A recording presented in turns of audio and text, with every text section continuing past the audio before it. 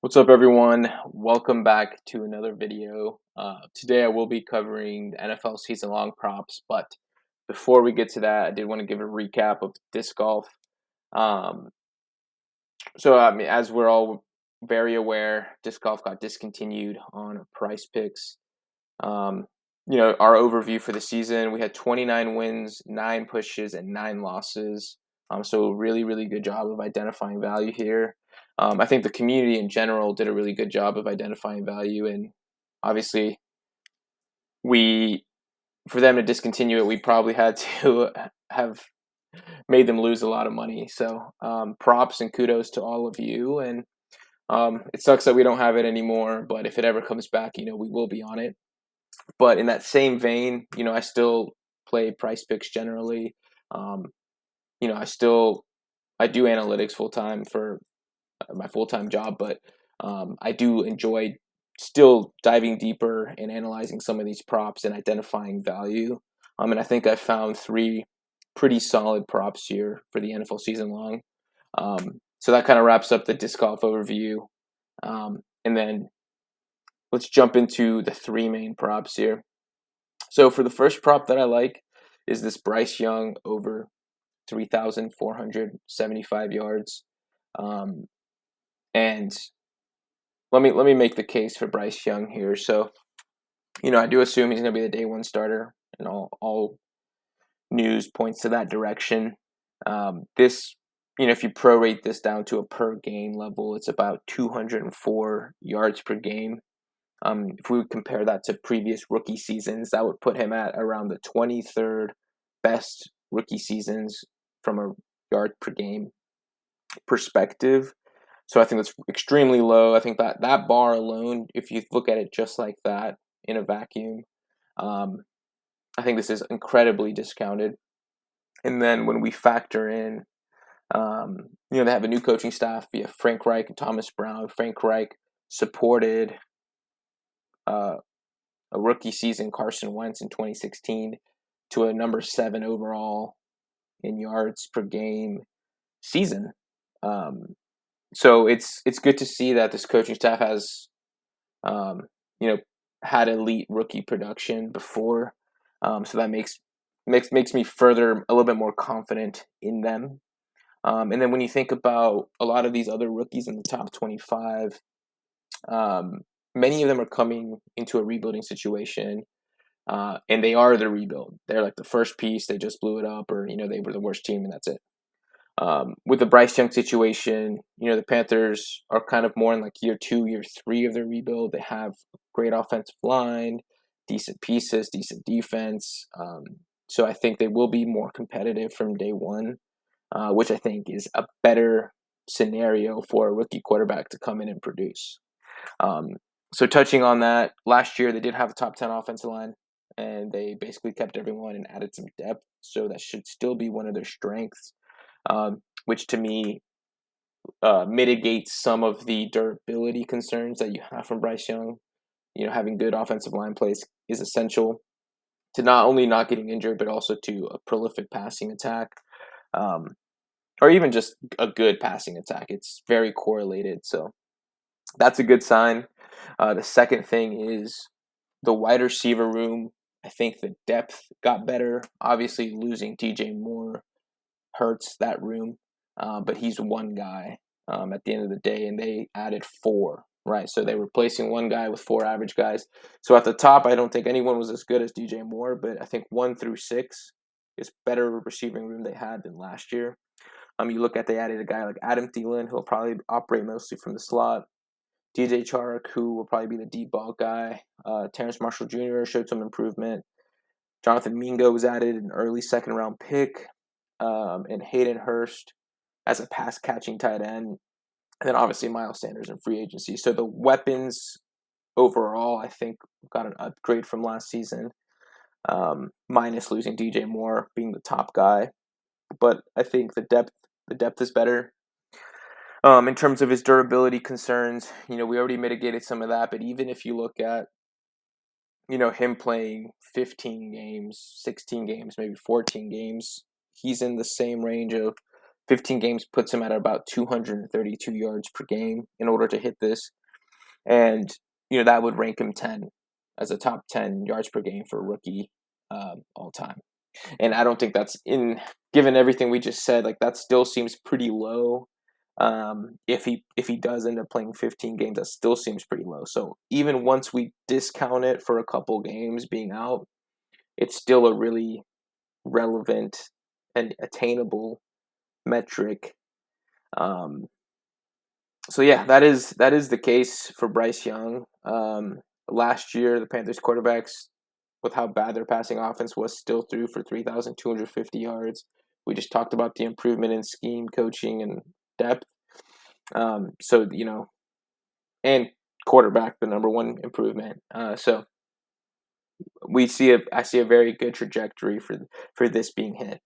My second pick here, in the same vein, staying with the Carolina Panthers here, to have a little bit of correlation between the picks. I have Adam Thielen over 555 receiving yards. And when I make the case for Adam Thielen, it was actually really easy to make when I was looking at the history. This prop puts him at about 32 yards per game. And from his lowest career season ever, he was at about 42 yards per game where he played and started. So we're getting about a 25% discount to what his worst that we've seen Adam Thielen.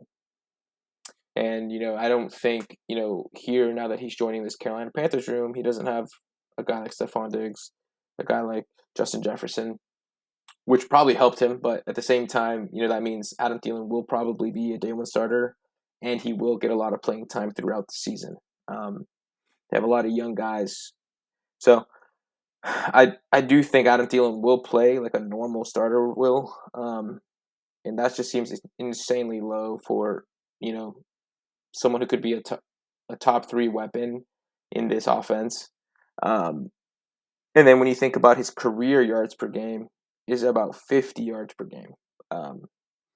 So, if you project that out with his career games played was about 90%, which would put him for a 17-game season about 15.3 games. I have him at about 765 yards. If that's just saying he plays at an average level and misses about a game and a half of playing time. So discounting all of that, you still have a 200-yard cushion for him. My low end projection on him, I had at about 40 yards per game, which was 2 yards below his worst season. So let's say he does have regression, let's say from age, and play. That still puts him at about 612 yards, missing about a game and a half. So you still have a cushion even from the worst season we've ever seen of about 75 yards. So like if, I think that right there alone is you have an insane upside to Adam Thielen. He's being priced at this absolute floor. And I think there's only upside on this pick. So wide receiver room is kind of wide open, but for sure Thielen will probably be a top 2 or 3 target coming out of there and will be a day one starter. So Adam Thielen, I really like. For my third and final pick here, I will have DJ Moore over 825 receiving yards. Now, let me make the case for DJ Moore here, which, again, this one was a really easy one once you started diving deeper into it. So this one's about 48.5 yards per game, considering a 17-game season. His lowest season ever was last year at 888 yards. So if you're pricing him to his absolute floor, let's say 50 yards per game, that still puts him at around 800, up there, like 830-ish.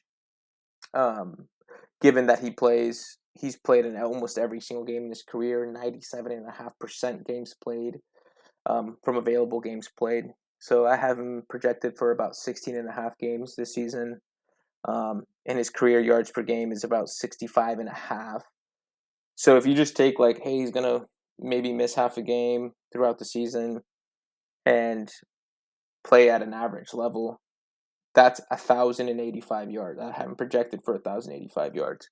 So we're already working with about 260-yard discount already. And then we take in consideration a couple of other things, such as, okay, DJ Moore, quarterback play. Obviously quarterback means a lot to a receiver. He's been playing with Teddy Bridgewater, injured Cam Newton, Sam Darnold, Baker Mayfield, PJ Walker. So none of those guys I would say is better than Justin Fields today. So I think he's actually getting a quarterback upgrade moving to Chicago, which I think is a beneficial thing for him. And I do think the Bears in general, the one downside you could say is their system.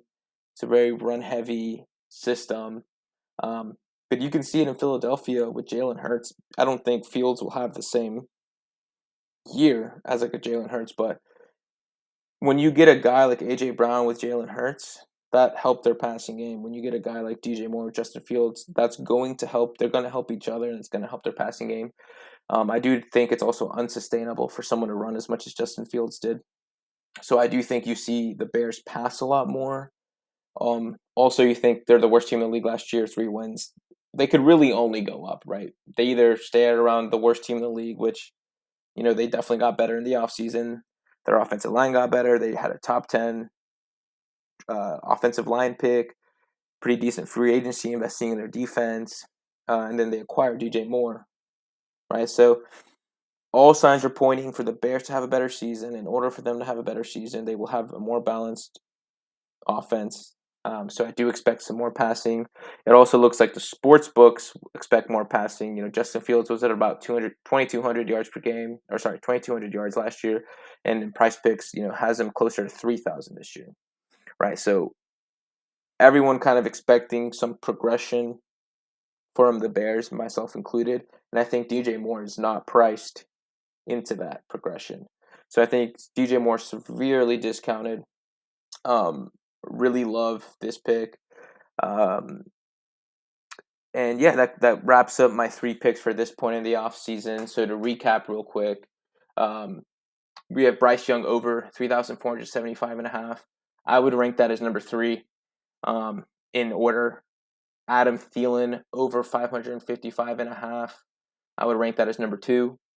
And then DJ Moore over 825.5 receiving yards. I would rank that as my number 1 pick right now for the NFL season. So those are the 3 plays. If you guys have any questions or comments on those, feel free to drop them down. If you guys want me to do more research on a couple guys that you think that you just want another opinion on, I'm more than happy to do so. Leave the names in the comments, and I can do a deeper dive. I can make a video with a couple guys, deeper dive. And throughout the summer, as we get closer to the season, I'll take a look at some of these props and see if we can identify any more value. So appreciate the time, everyone, and thanks for watching.